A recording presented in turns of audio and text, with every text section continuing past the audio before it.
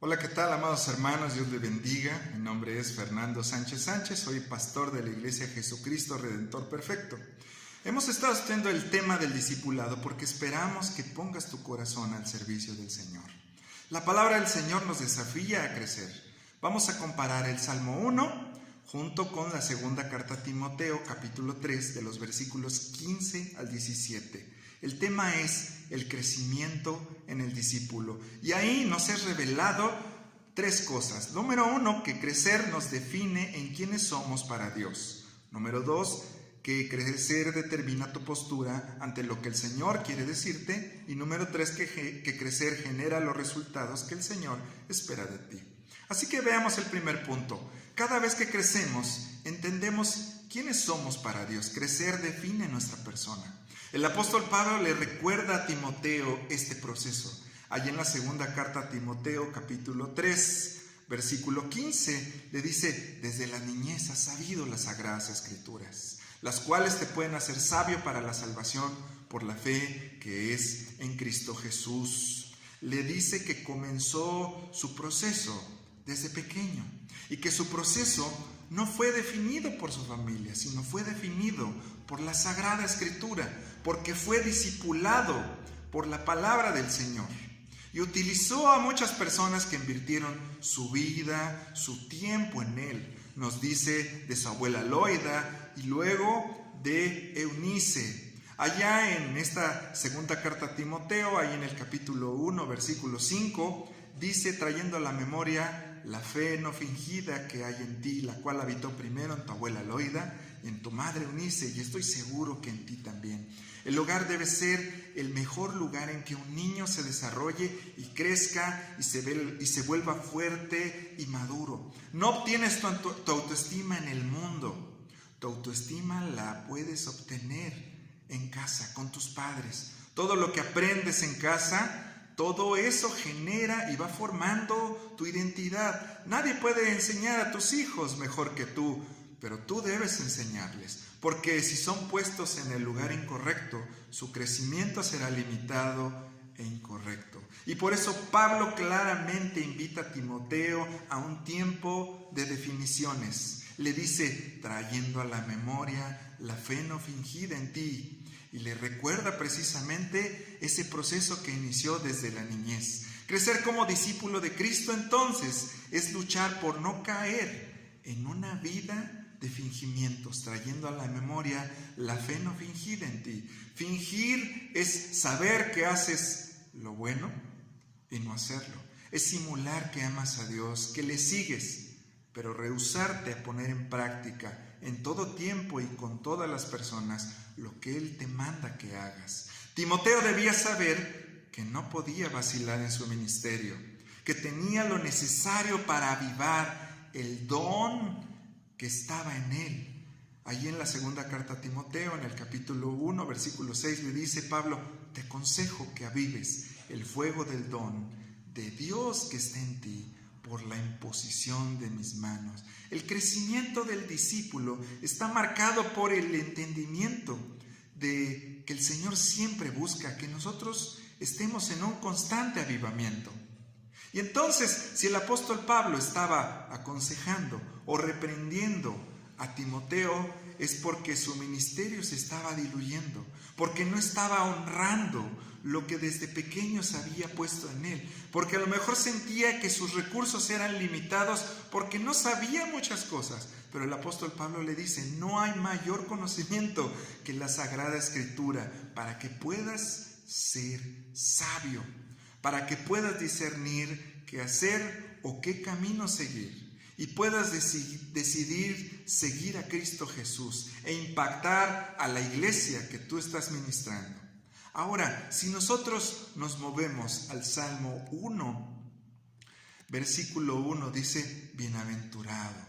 Bienaventurado el varón, bienaventurada la mujer, bienaventurado aquel que no anduvo en consejo de malos, ni estuvo en camino de pecadores, ni en silla de escarnecedores se ha sentado. Si tú traes a la memoria lo que el Señor ha venido ministrando en tu vida, serás bienaventurado y no tendrás que tomar estos consejos, ni estos caminos, ni juntarte con estas personas. Pero saben, el Salmo 1 nos lleva a definiciones. No puedes ser un verdadero discípulo del Señor y a la vez seguir el consejo, acciones y camino de quienes dicen seguirlo y en realidad no le aman. De aquellos que en algún momento le siguieron y fueron dichosos, pero ahora ya no le siguen completamente. Cuando hay una fe fingida, crecemos en maldad.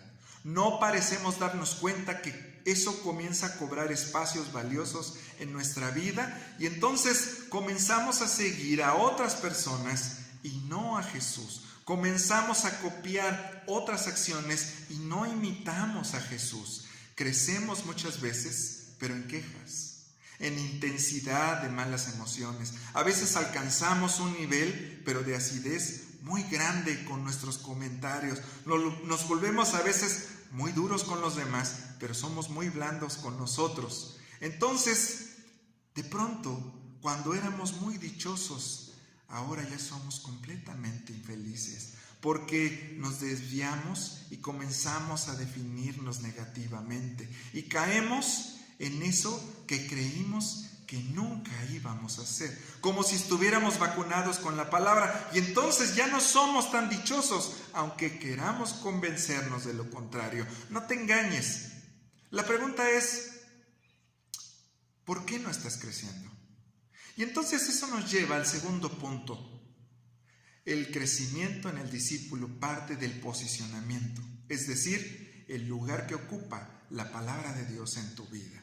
En el Salmo 1, versículos 2 al 3 dice: sino que en la ley de Jehová está su delicia, y en su ley medita de día y de noche. Será como árbol plantado junto a corrientes de aguas, que da su fruto en su tiempo, y su hoja no cae, y todo lo que hace prosperará. Qué hermoso es saber que el Señor quiere lograr tu mejor posición ante Él, para que no solo sepas cuando ya estás por debajo de lo que el Señor espera de ti, y ya comenzaste a enfriar, sino que te apasiones por Dios y seas realmente bienaventurado.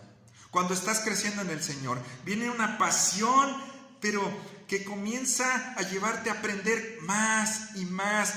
Tienes más deseo de escuchar y de vivir la palabra del Señor.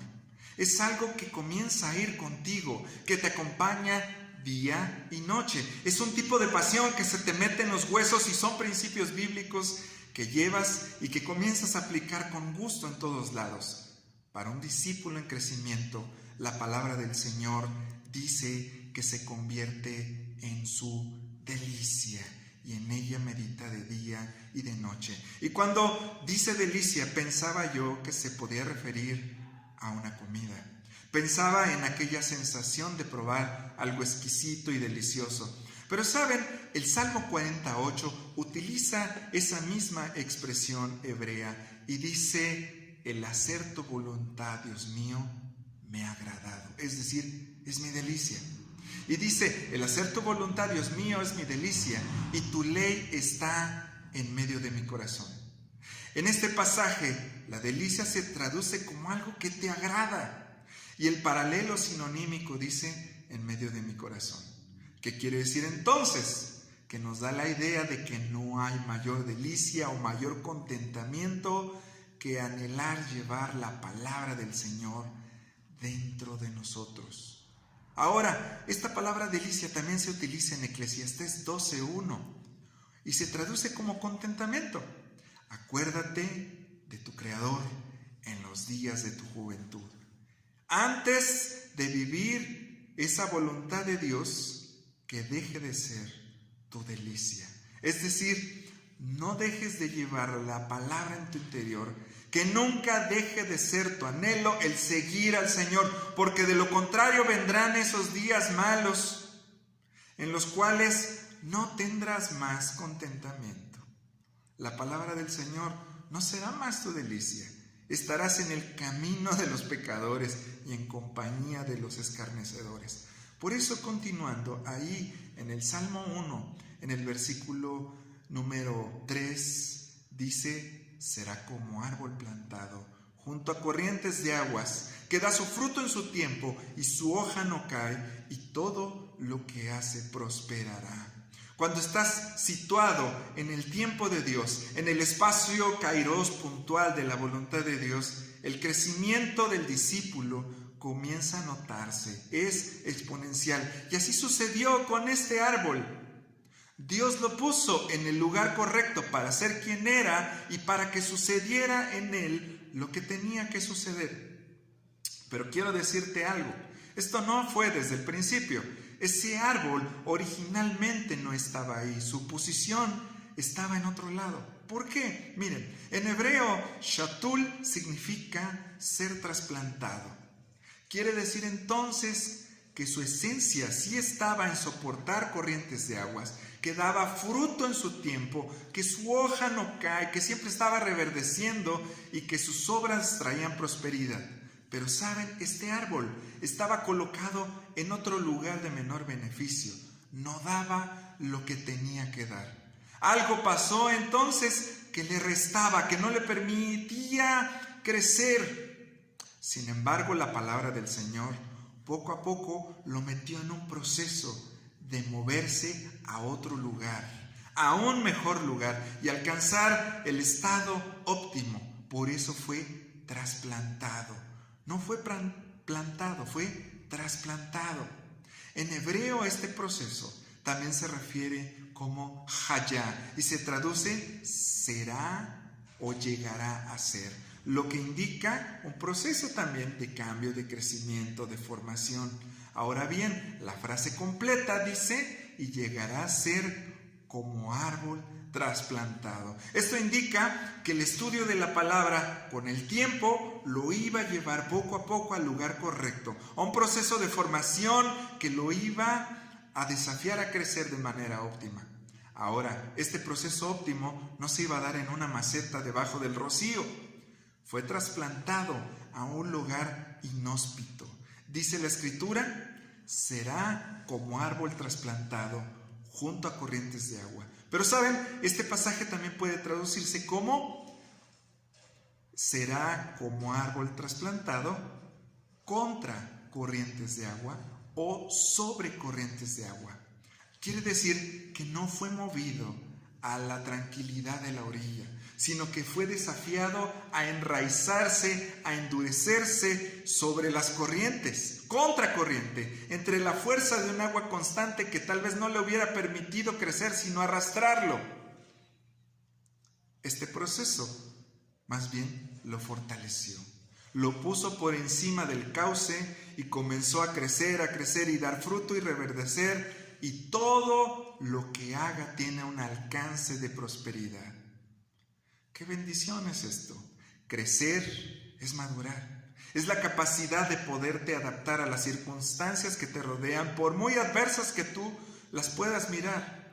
Las características internas que definen tu vida provienen precisamente de tu posición en Dios y cómo percibes la influencia de su palabra en ti. Y esto nos lleva a la tercera parte. Pablo le dice a Timoteo, ahora vayamos a la segunda carta en el capítulo 3, versículo 16. Y le dice, toda la escritura es inspirada por Dios y útil para enseñar, para redarguir, para corregir, para instruir en justicia.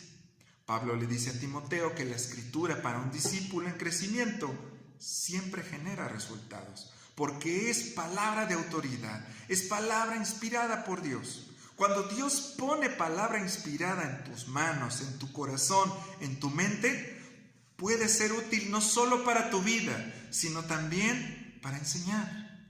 Te permite redarguir, te da la oportunidad de reprender y te da la bendición de instruir en justicia. Crecer como discípulo del Señor te permite impulsar y afectar a otros, pero debes saber algo, no puedes dar lo que no tienes. Cuando entiendes que tienes la habilidad de influenciar, impulsar, ejercer, producir nuevos valores en otras personas, es importante que cuides también tu persona. Y por eso el apóstol Pablo le decía eso a Timoteo.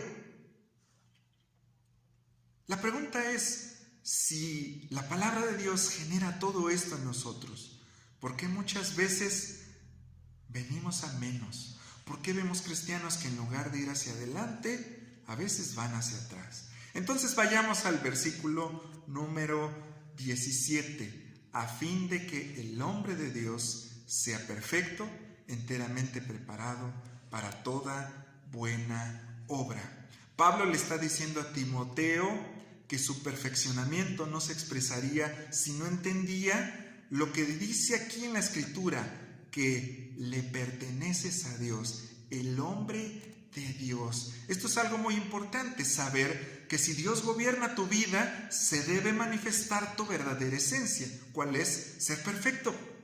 Ser perfecto y equipado completamente para toda clase de bien, de dicha, de buena obra, de bienaventuranza. Cuando la palabra de Dios viene a tu vida, entonces te redarguye, te instruye, te corrige y entonces también te permite a ti poder instruir, corregir a otros. Quiero decirte algo. En nuestro país hemos estado viviendo una crisis muy fuerte, pero ahora buena parte del mundo no sabe lo que habrá de venir. Y quiero decirles algo, es el momento de discernir y de ser sabios en que la situación que hoy estamos enfrentando, esto que nos rodea, nos demanda una redefinición de nuestra vida, de nuestras prioridades, en las que nosotros debemos aprender a ser sabios, debemos ser cautelosos y prudentes con los principios que nosotros compartimos. La palabra de Dios nos debe llevar a ser justos, a ser perfectos, a ser preparados para toda buena obra, para que todo lo que hagas prospere y seas de bendición a otros. Saben, la gente no sabe qué hacer, busca esperanza. Y el Hijo de Dios, el hombre de Dios, la mujer de Dios están enteramente preparados para poder compartir la vida a las personas que hoy no saben qué hacer. Por lo tanto, Romanos 12:1 nos dice: no te conformes a este siglo, sino transformaos por medio de la renovación de vuestro entendimiento. Si el contexto en este verso es la manera de pensar, entonces nada tiene que ver con los cambios tecnológicos, descubrimientos científicos, el avance educacional, las crisis o las enfermedades. Tiene que ver con el entendimiento de lo que Dios tiene para ti. Algo debe comenzar a definirse en nuestra vida. ¿Cuál será nuestra posición frente a la palabra del Señor? Y dependiendo de lo que decidas, ¿cuáles serán los resultados? Ahora, entendimiento en griego se dice metanoia. Y metanoia da la idea de cambiar la mente, cambiar deseos, transformar decisiones, cambiar pensamientos. Y sabes, metanoia también significa arrepentimiento, cambio. Implica entonces una transición desde el punto de vista del entendimiento y del corazón. No solo es conocimientos o doctrina. Nuestra posición o actitud entonces que tenemos a la vida viene de lo que nosotros podamos pensar de acuerdo a nuestra posición frente a Dios y de los resultados que nosotros demos. Por lo tanto, no te conformes. Y no te conformes se refiere a la manera de entender la vida que nosotros tenemos. No te limites. La vida puede brotar y reforzarse aún contra corrientes de aguas. Y Pablo está diciendo: no te conformes a los principios que alteren el rumbo de Dios. Enciende el fuego que hay en ti. Podemos concluir entonces con estas tres cosas. Porque es importante que analicemos nuestra vida y que miremos las consecuencias que nosotros generamos con nuestras decisiones. Número 1, si lo que define tu vida es la palabra del Señor, sabrás cuándo no estás en el camino correcto y cuándo la palabra te va haciendo lo suficientemente sabio para discernir si tu proceso en Cristo está madurando, está creciendo o estás estancándote. Yo creo que es tiempo de intentar, es tiempo de que una y otra vez sigas perseverando en la palabra del Señor. Tienes la palabra inspirada, puedes entrenar, estudia, aférrate, sométete, deleítate en la palabra del Señor día y noche, porque eso es lo que define tu vida. Segundo, crecer te da la postura de abundancia en los planes de Dios. Porque para poder compartir los dones que el Señor te da, debes tú saber qué es lo que el Señor te ha dado y cómo Él te ha estado formando para bendecir a la gente de manera efectiva.